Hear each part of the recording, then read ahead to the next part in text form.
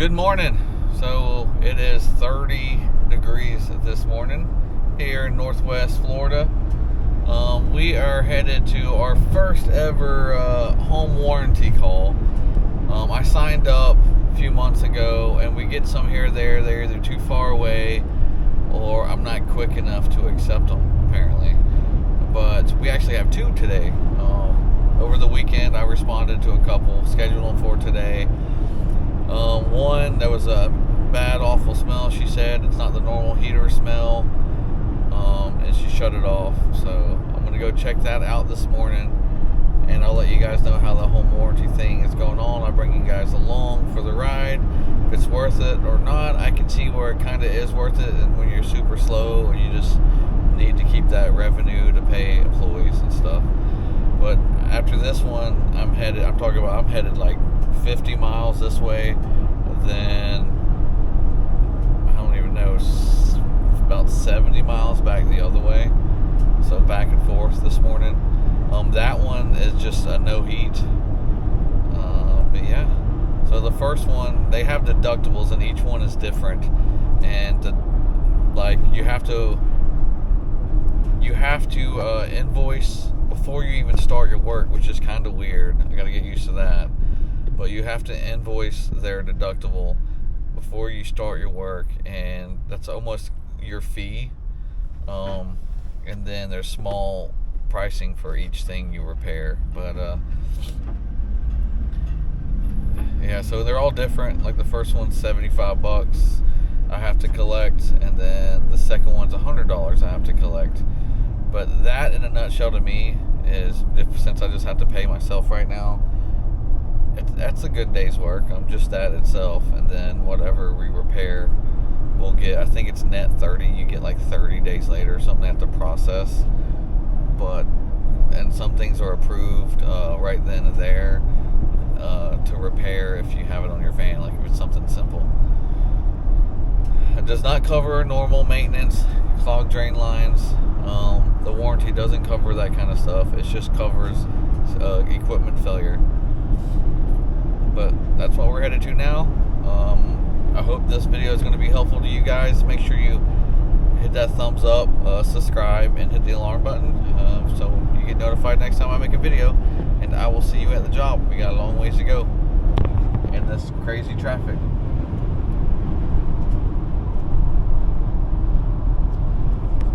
Alright, I'm done with that call. I didn't film anything. This old guy was like hands-on in the attic with me and everything. I actually gave him, he was handing me tools, like he is actually working. But I didn't want to film any of that. It's all, like I said, it's always awkward. Sometimes, like when they're up in there with you, like right over your shoulder. But I got the approval. It only took them 5 minutes once I finally got a hold of them, and I got the approval to do it. I took that blower assembly apart, cleaned it, got the new blower motor in there. They were kind of hustling me a little bit, asking if I could do it for an hour and a half, and I've already been, technically, I got to that job at 8 a.m. this morning, and it is 12 o'clock now. I'm going to another one right now. If they try to do the same thing, it might be my last one, because I technically, after the motor cost, my gas to get there, I might have made 20 bucks. Alright, so we're here. Contactor's pulled in, which is telling me it's probably not a low pressure switch issue. Fan was running, but not the compressor's what it sounded like. So we're going to test this bad boy right here and see if that's the issue. The fan.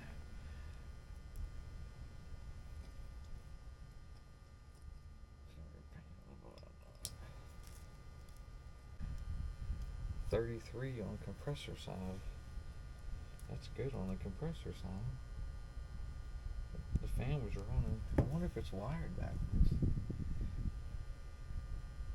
Wrong. So I'll just look at the blueprints here, and we'll just try to find the capacitor. Here's your compressor. Here's your fan motor. Here's your capacitor here. Nope, right here. Here we go. So we got red goes to common, and purple goes to your fan. So, and then fan is brown, and then orange and orange. So that was right. So that means this hard start kit is probably not good. So let's test it now. 154. So that's good. So that seems to be good too. Okay. It's hard. These Fieldpieces don't hold max amps for some reason sometimes. Like the see? It's weird.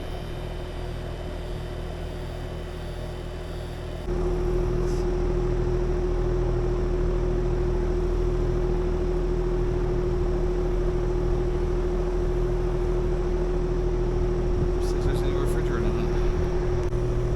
So I'm putting it on the true suction. As you can see right here, I got the app loading up. And then we're going to engage, make sure it's picking up, see if there's any refrigerant in it. There's absolutely no refrigerant in the system. Completely dead. So now we got to do a leak check. We got to get approval for all that. So this is my second warranty call since I started my new company ever. First one was this morning, didn't go so well. This one, I don't think it's going to go very well because I'm going to fight for a replacement. But I mean, there's probably a dirty coil. I can count on that. Let's look and see.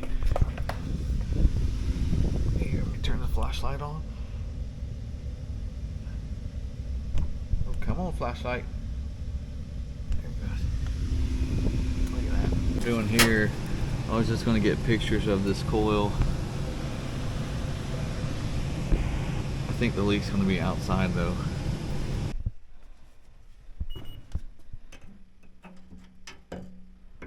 They want me to do the leak check.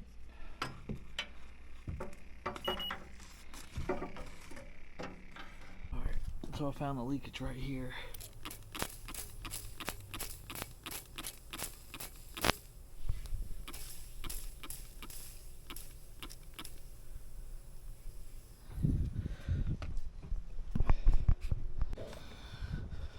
Alright, so I got on the phone, kept trying to prove this leak to them.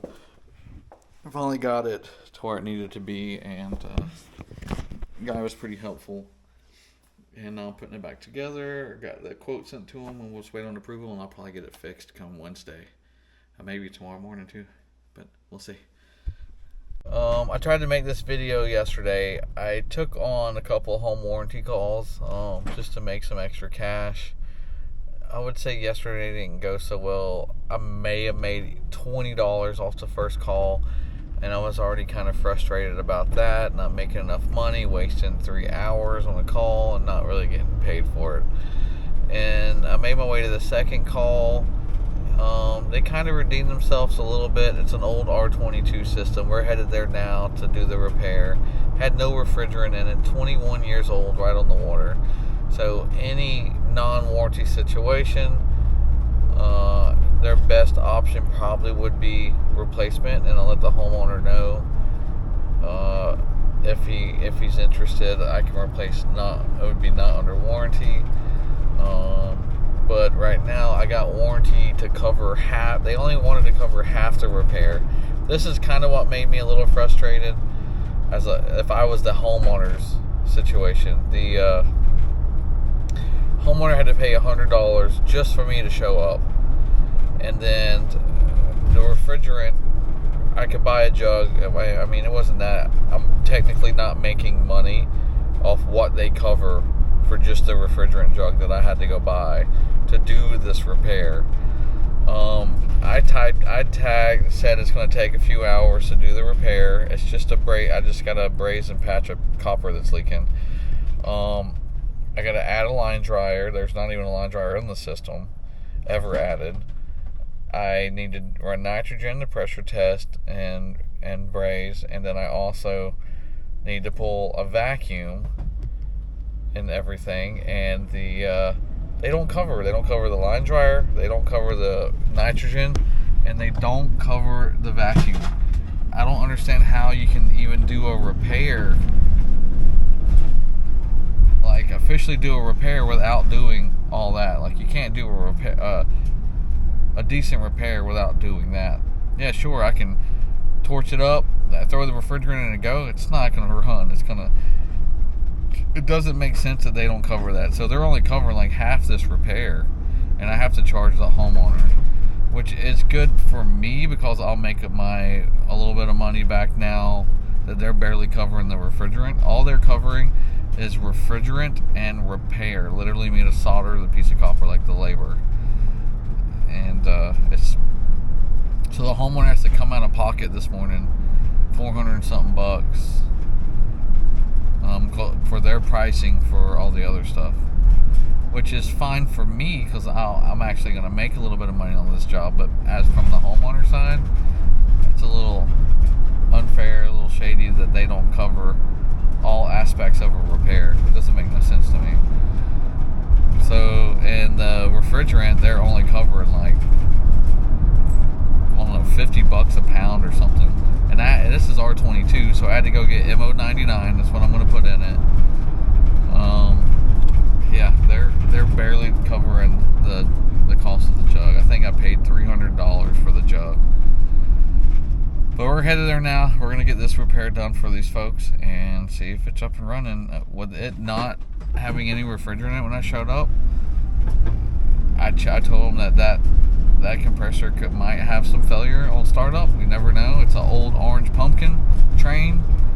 But yeah, we'll see you guys there. We'll get this repair done and get out of here. Alright, so I'm getting my torches ready. But the leak is literally just like right here, like a little bitty hole. So we're going to torch that. Got nitrogen hooked up and everything. Then I want to pressure test it. I'm trying to make sure there's no other leaks and this rust popping out. Fingers crossed. First, I'm just gonna sand it as good as I can right here.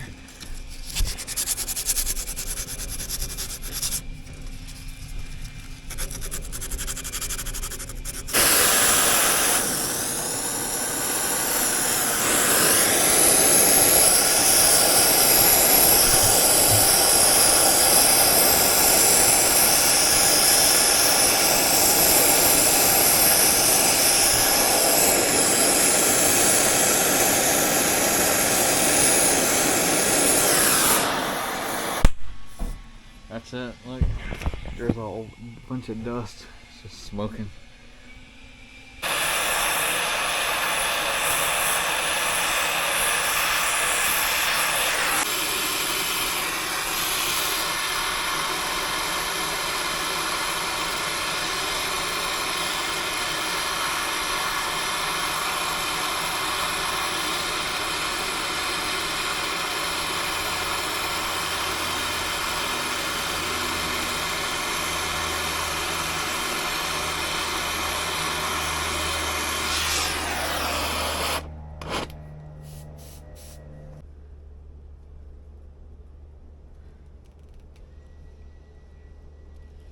Looks good and sealed.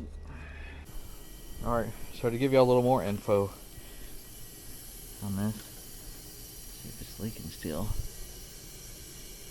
Bumping it up to 73. We're going to cut it off. I'm just going to shut it, watch it for a little bit. It's at 70 pressure right now. Just make sure nothing's leaking. Alright, it maxed out at 182. I put the suction, put them both, open both valves. I turn my temperature gauges on, and then I'll go up here and hit this like little scale, scroll. Oh, actually the other one right next to it. And then we're going to scroll down to here. When it seems like it's equalized for a little while, we'll hit start. Let it run for about 15-20 minutes. Alright, so I put my nitrogen up, about to put the torches up. Got my scale out, ready to go. Gotta go grab a hose. We are pulling a vacuum. And I have this set up. I bought this with a ball valve so I can shut this off, add refrigerant, and not worry about it messing up that. So when I put the core back in there, you know, we'll be good to go.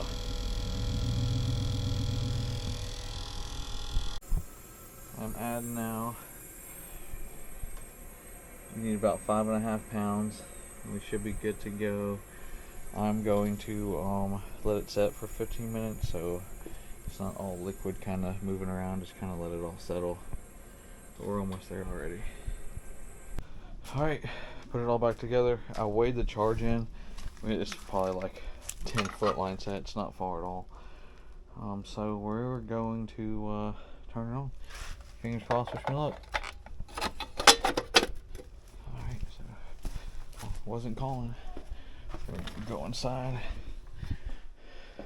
I'll turn this unit back on.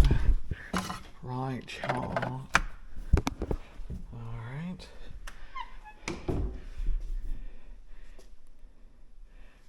Look at this old thing. Look at this old thing. Alright, that's a little too high. We'll go to like appropriate temperature, like 68, 67. We'll walk out here and compressor's running. It actually doesn't sound too bad. Let me just check and see that this is getting hot. It's hard to tell. I think it's getting hot. It's hard to tell. My fingers are so cold. Well, the only way I can tell is right here. Usually this is going to be any warm air. Should be right there. It's not warm yet. I'll give it a minute and see what it does. We're at 60. It's climbing. We're at 64, 65, and it's climbing. So that's good. It might get hot air soon. So we'll just let it run for about 10, 15 I'm minutes. going to put it on 70. So it's not changing here yet, No, it'll take a while before it starts changing there. We're at 80 coming out, so that's good. They're like 50 degrees coming in. Yeah. Where do you buy this? What brand is this one you would use? I like to put in Amana right now. Amana? Yeah, they have lifetime compressors. If you go up, the price will go up a little bit, but if you go up to the 15 series, you can also do a 10-year labor warranty and add on to that. And for 10 years, you won't pay any major repairs. You won't pay nothing. Like this right here, you want to pay. Yeah, you want to pay anything for this right here. And that's all. All right, so I wanted to give you guys my little intake. Got that all done. I can see where you can make some money when you're super slow and you're doing nothing all day, not making money. I think it's going to take a few extra to really get the hang of it. After the second call, the one guy was very helpful on how to file what you put in and everything, so you are making the max money out of that warranty. And I want to try to do that following. So I mean, we're learning life lessons right now, and I'm bringing you guys along. Let's try to do maybe a few more and see how we feel. If I get a few more, and then we'll go from there.